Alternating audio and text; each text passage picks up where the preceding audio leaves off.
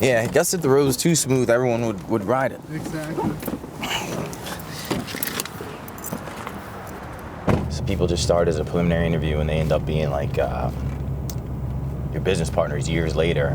But my biggest challenge has been the amount of time that it took me to get to where I am. I made a really good living, but nothing life-changing. I just hit, I think, like this slump where there was no progression, and I would go to conferences, I wouldn't want to talk to people, and I became borderline bitter when other people started to pass me by who either A, thought I was more talented than in the business, or B, who had started after me and I had just been doing it longer. It was a challenge for me to put my ego to the side and realize that I was exactly where I deserved to be. Nothing more, nothing less, and if I wanted more, I'd have to do more. And I had a conversation with a consultant. He spoke some words that really gave me some reassurance that I too could be really successful at the millionaire level and do the business for what it actually offered. I had the best year of my career. As a matter of fact, they confirmed it by giving me Owner of the Year that year. And I also was promoted to consultant that year and built an organization, and I worked harder than I'd ever worked, because at that point I was either going to work as hard as I could and get what I could out of this, or I was going to quit. And I didn't want to quit. That's not really in me. That's not really who I am. Some 17 years later, guess it doesn't matter how long it took. It just matters if you reach the destination. And speaking of, we have arrived at our destination. Bro, I got arrested once for marijuana. I asked the cop, I was like, listen, for me to bond out for punching you in the face is $500, but for me to bond out for this little bit of weed's $1,000. He's like, yep. How you doing? Good, thank you. Is your first time here? I came here one other time, but I was just like in and out. Pre-rolls, I don't have to worry about rolling up. Some sativa. This one? Yes, the And- Resianos. And it comes in a 5-pack? Yep, there'll be .4s and there's 5 of them. Oh, can I have one of those? Yeah, of course. Anything else for you? Can I have a 5-pack of those too? Did you want the rose gold? The rolls of gold? I'll try that. All right, so it'll be $83.47. Thank you. There you go. Thank you so much. You're welcome. All right, have a good weekend. Thank you. Thanks.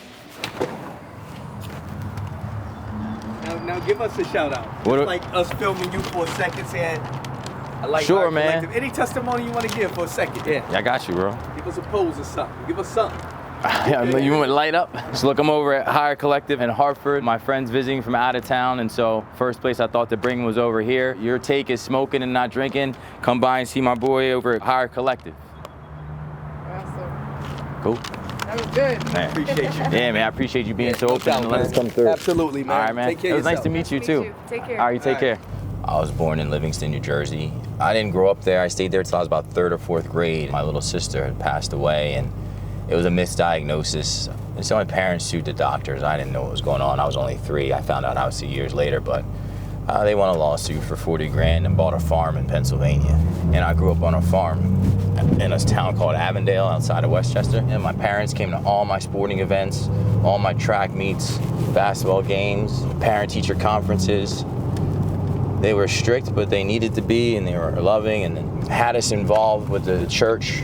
They made our priorities each other. I have an older brother and older sister. We're very close. My brother lives in Vegas. My sister lives in a house that I bought for my parents in Weathersfield, 5 minutes from me. I was working at Red Lobster at night. I was teaching during the day. I think a lot of the skills that I was developing to actually be able to do this were from that. The approaching tables, I never really sold anything before, but that was a really commissioned job. Things changed with my family and their situation, and I needed to change my income. I heard sales is the highest paying hard job or the lowest paying easy job you can find, and I figured I was a hard worker and I was motivated. Once I got into leadership, training people, that was so close to teaching and what I'd been doing, and it was such an important part of our business that it kind of accelerated me into management. I stuck with it, and I didn't treat it like a job that I'd probably be really successful at it. I didn't really like going to the field, but I like the idea of growing and being rich and be able to help my family. And I don't think you have to like something to do it well. You can like what it's going to provide for you. I don't think everyone likes going to the gym, but I think some people just like being in shape. If you take advice from people that have what you want, not people that have your best interest in mind, people that love you can still lead you astray. And so I learned to start taking advice from people that were in a position I aspired to be in, like most of my mentors. And, hey, Corlai. Good, good. I'm doing the documentary thing with Lewis. Oh, to send you the structure? Oh, I can tell you that. I'll tell you that later, though. I'll explain it to you. It's not that difficult. I didn't even explain it to our team. I told Simon what to say and he did it. If someone calls me on a Sunday and needs to talk, I don't like send them to voicemail because it's Sunday. Constantly working. If I get out of church and I'm on my way home and one of my guys calls, like I answer the phone. It's kind of give and take. I don't have sick days or vacation days, but I also don't turn the job off at 5 o'clock on Friday. The more accessible that you can be, the more trust, the more loyalty that you'll gain from your people. I found my teammate. I had my oldest son without her, with a woman that I wasn't with, and being a father was a new thing I was kind of experiencing alone. This girl was working with me at the time. She made the trip so many times to pick up my son, became a selfless relationship. That made me start to fall in love with her. We built a business together, we lost a business together, started to have a good relationship with my parents, and then we had our first son. I wanted to be the type of father that he was, and so I got married, and it's been a great decision. 6 years now, we have 3 boys, we work together. She has an office on the same floor as me down the hall. It's cool when you're like, yo, you wanna grab lunch? But most times we do. That's why we married each other. I feel really blessed, really fortunate. If you asked me, ideally, what would I want my outfit to be going to my career every day, I would choose what I have on right now. I feel comfortable in this attire.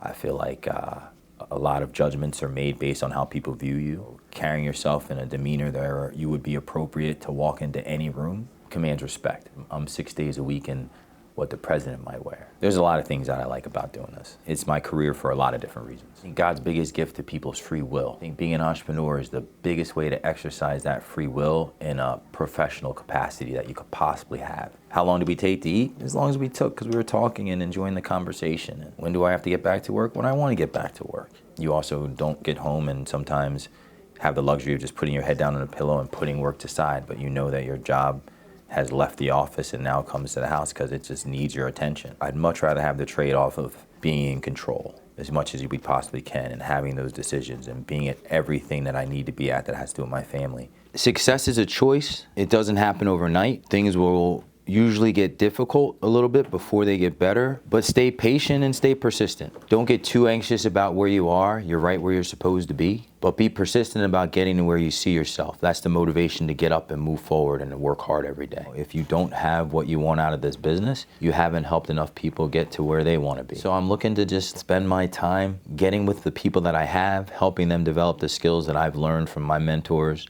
and help to exponentially grow the organization and kind of get back some more of what I've given up, which is a lot of my time, you know.